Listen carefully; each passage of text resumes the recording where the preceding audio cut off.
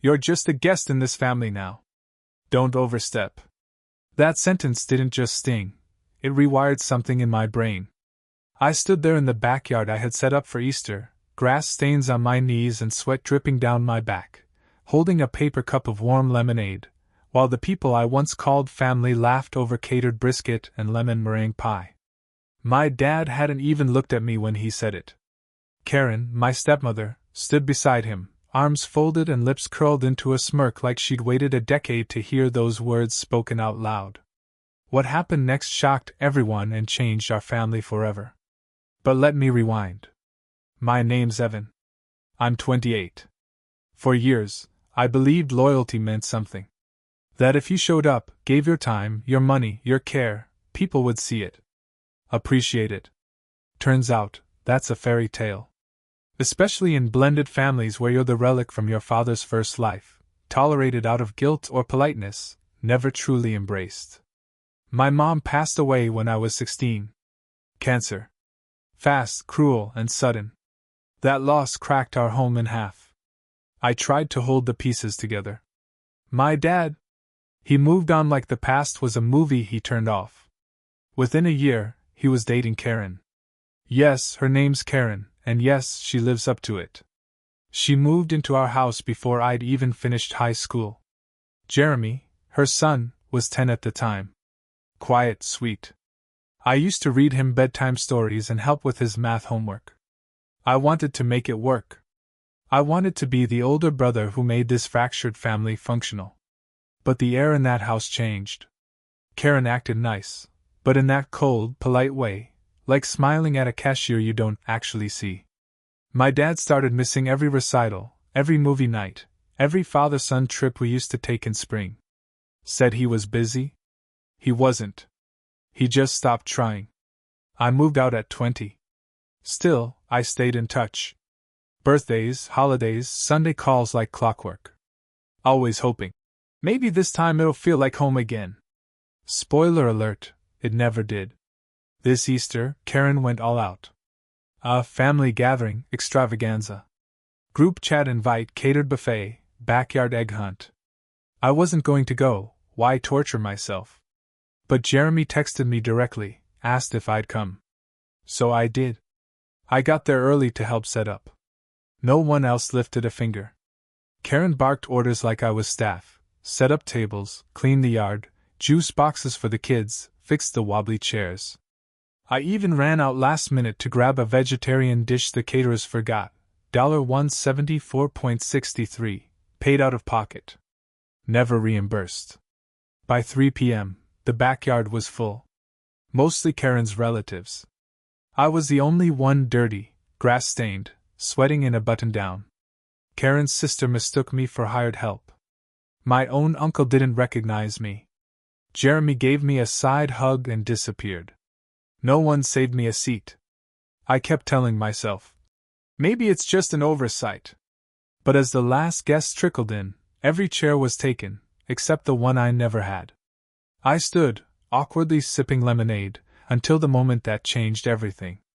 My dad, in front of everyone, said I was just a guest. My stomach dropped. My hands trembled. I looked at Jeremy. He looked away. I didn't cry. I didn't yell. I walked inside. Found my bag. And then, I started unplugging things. The Wi-Fi router? Mine. Bought it last year when theirs broke. The outdoor speakers? Mine too. The generator keeping the catering trays warm? Surprise, also mine. I packed it all into my car, calm and methodical, like I wasn't shaking inside.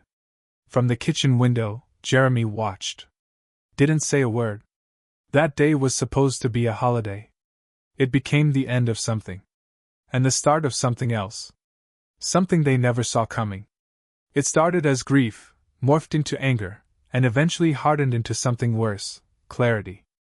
After I drove off that Easter afternoon, trunk full of tech, heart hollow, I parked 3 blocks away and just sat there, hands gripping the steering wheel like it was the only thing keeping me from flying apart. They didn't even try to call me back. No texts. No. Where'd you go? Not even a passive-aggressive. Hope you're okay. I could still hear my dad's voice. Just a guest. It echoed in my head like it was scratched into my skull. I went home and did something I hadn't done in years. I opened a spreadsheet. Labeled it Contributions. For every birthday gift, every emergency loan, every last-minute grocery run, I logged the amount, the date, the purpose. It added up faster than I expected. Total over the last 8 years? $17,431. I never kept receipts because I never thought I'd need proof. But memory is funny. Especially when it hurts. I remembered everything. Down to the brand of champagne I bought for Dad's 50th, which they never opened because Karen said she didn't trust things without a cork. Then I opened another sheet. Disrespect. I wrote down every time they made me feel like a footnote in my own family. Christmas 2019. Forgot to get me a gift. Gave Jeremy a PS5. Told me. You're hard to shop for. Dad's wedding to Karen. No speech from me. I wasn't even seated at the head table. Last July. Loaned Jeremy $800 for summer courses. Found out he spent it on a gaming PC. But here's the thing, none of that had truly broken me. It wasn't until I saw the group photo on Facebook the next day. Karen posted it. Our beautiful blended Easter brunch. So lucky to have family who show up. Every seat filled. Every plate loaded. Every face smiling. Except mine. I wasn't in the photo. Not because I left, but because they took it after I did. That's when I decided I wasn't going to disappear quietly this time. First move? I canceled the Apple Music family subscription. It was under my name. The next morning, Karen texted, "Music app acting weird?" I didn't reply. Next, I removed their access from my streaming services, Netflix, Hulu, Disney+. Jeremy noticed first. Bro, did Netflix log everyone out? Bro. Not even a question mark. No greeting. No thanks for the 5 years I'd been footing the bill. Then came the utilities. The router I took? They never replaced it. My dad texted 4 days later. Hey, Wi-Fi's down. Did something happen? I sent a screenshot of the receipt with one line under it. Just a guest, remember? Still no apology. But that's not all. Because then I remembered something most people forgot, the car. Jeremy's car, his beloved silver Mazda, wasn't just a birthday gift. It was mine. Bought in my name. Registered under my LLC because his credit was trash. They thought I'd forgotten. But I hadn't. And I still had the title. The moment I made the call to the DMV, I knew I had crossed a line I couldn't walk back. Question is, why did it take me this long? But that wasn't even the wildest part. Because just 2 weeks after Easter, Jeremy showed up at my office. Unannounced. Hair a mess. Eyes bloodshot. Reeking of panic. And what he said changed everything. Jeremy stood in the lobby of my office building like he didn't belong there. Because he didn't. He looked smaller than I remembered, hoodie too big, voice too quiet. Can we talk? He asked, eyes darting like he was being followed. I wanted to say no. I wanted to tell him to go back to the brunch table where I'd been dismissed like a stranger. But something in his expression stopped me. That old, wide-eyed kid I used to read bedtime stories to, that version of him peeked through for a split second. I led him into the conference room, closed the door behind us, and waited. Dad's furious, he said. Karen too. About everything. The router. The Netflix. The car. I didn't flinch. What did they expect? Jeremy stared at his hands. They said you were being petty. But I think... He swallowed. I think you finally just had enough. That silenced me. Not because it was profound, but because it was the first time anyone in that house had ever acknowledged I felt anything at all. Then he added, I'm sorry. I really am. I didn't know how to respond to that. My mouth opened, then closed. The words felt stuck behind years of swallowing every hurt silently. Jeremy reached into his hoodie pocket and slid something across the table. A USB stick. What's this? Something you need to hear. I waited until he left to plug it into my laptop. What I found wasn't what I expected. It was a folder of audio files. Jeremy had been recording voice memos. Some were his personal diary entries, mostly guilt-laced rants. But others? Others were of Karen and my dad. Unfiltered. I clicked one labeled March 10th Kitchen. Karen's voice first. We'll never have peace in this house as long as Evan thinks he belongs here. He's not part of this family, George. He's a loose end. Then my dad. He's useful. That's what matters. Let him feel special. Just don't let him in too deep. I hit pause. My pulse thundered in my ears. I felt sick. It reminded me of something I hadn't thought about in years. When I was 16, a month after my mom died, I stayed home from school one day, flu. I was curled up on the stairs when I overheard my dad talking to Karen for the first time. She laughed. He laughed back. And then he said, "It's been so quiet around here. I forgot what peace sounded like." That was 4 weeks after burying his wife. My mother. I remember lying in bed that night, hugging her sweater, trying to ignore how the world felt like it had already moved on. That same hollow ache came back now. Like the room was shrinking. Like I had never mattered. But Jeremy's voice, one last memo, broke through the numbness. I used to think Evan was cold. Distant. But the truth is, he's the only one who ever showed up. I don't know why I never stood up for him. I just got used to the way things were. That hit me harder than I expected. He was a kid when it all happened. Molded by Karen's bitterness and my dad's silence. I couldn't even hate him fully. But I could still act. Because that car?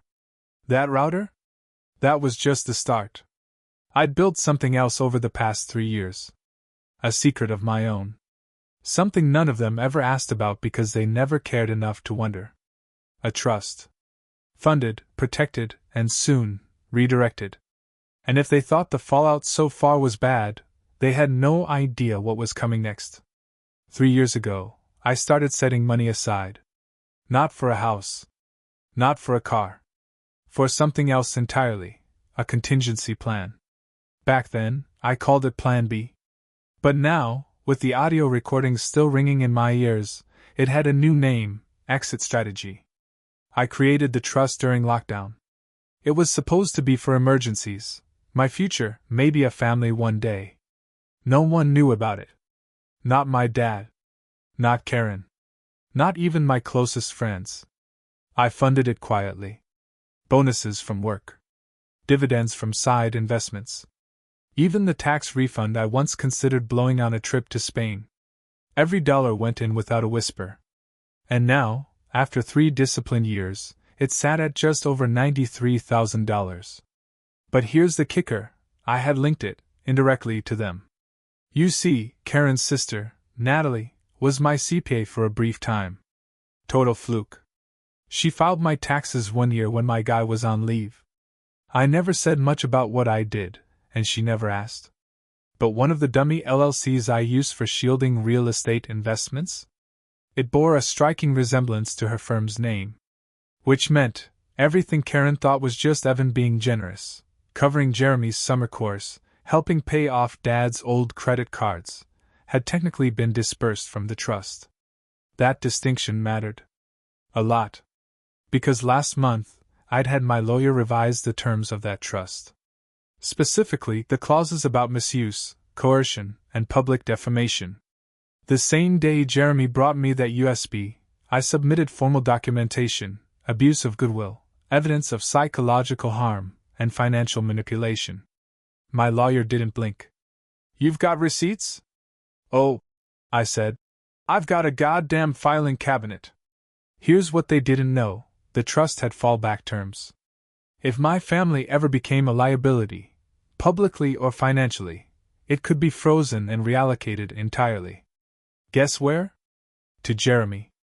I didn't do it out of pity. I did it because of that voice memo. The way he said, I used to think Evan was cold. That sentence haunted me. Because if he, someone I practically raised, could be manipulated into thinking I was cold, what did that say about the version of me they'd all created? So I changed the trust. I left nothing to my father. Nothing to Karen. And a $1 yearly payout to both of them, as a legal slap in the face. Just enough to trigger the clause that says, beneficiaries must remain in good standing. Then I had a courier deliver a copy of the new terms. Directly to their door. They called 27 times in 3 hours. I didn't answer. Instead, I drove to Jeremy's campus. Waited outside the dorm he moved into a month earlier after Karen accidentally forgot to pay rent on his shared apartment. He came out wearing a hoodie and flip-flops, looking like life had been chewing on him sideways. I handed him the envelope. What is this? Proof, I said, that you're the only person who ever asked if I was okay. His eyes flicked through the document. He didn't understand it all. But when he hit the part where he was listed as sole primary beneficiary, his legs went weak. You're serious? As serious as they were when they left me standing in the sun with no chair and called me a guest. He looked up at me, tears welling. I don't deserve this. You didn't deserve to be raised by people who think kindness is a transaction either. But here we are. That night Karen posted a cryptic Facebook status. Some people bite the hand that feeds. Others cut off the entire arm. It got 3 likes. None from Jeremy. My dad's silence was louder. But I knew it wouldn't last. Because he had one more card to play. And he was about to play it. I knew he'd come eventually. It was a Thursday afternoon, 2 weeks after I changed the trust. I came home to find my dad's truck in my driveway. Parked crooked like he always did. Like the rules never really applied to him. He was sitting on the porch steps when I walked up, elbows on knees, staring at his shoes like they owed him something. When he looked up, his face held that signature blend of disappointment and confusion. Like he couldn't decide whether to lecture me or beg. I just want to talk, he said. I didn't say a word. Just unlocked the door and walked in. He followed, shoes squeaking on the hardwood like they didn't belong. He stood awkwardly in my living room. Looked smaller than I remembered. Or maybe I just finally saw him without the pedestal I'd been dragging under him all these years. You didn't have to do this, he said. Didn't I? I replied. Calm. Cold. He sighed and sat down. Jeremy told me. About the trust. About everything. I waited. Let the silence stretch until it ached. He rubbed his face, looked up, and asked the question I'd waited 2 decades to hear. Was I really that bad to you? And in that moment I felt nothing. Not rage. Not relief. Just the hollow ring of too late apologies. You know what hurt? I said, sitting across from him. It wasn't Easter. It wasn't the money. It wasn't even what you said. I leaned forward. It's that you meant it. His shoulders dropped. I was a kid, I said, voice tightening. And you let me be treated like an outsider in my own home. You let Karen decide who counted. You stood there, again and again, while she rewrote what family meant, and you never once stopped her. He didn't argue. He didn't deny. He just whispered, I thought you'd be fine. I laughed. Not because it was funny, but because it was so stupid, so on brand. You raised me like a spare tire. Useful.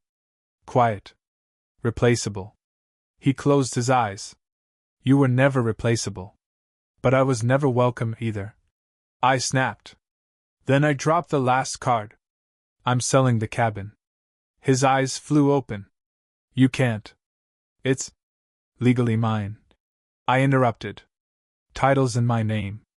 Bought out Karen's share. Remember that deed transfer she signed 3 years ago?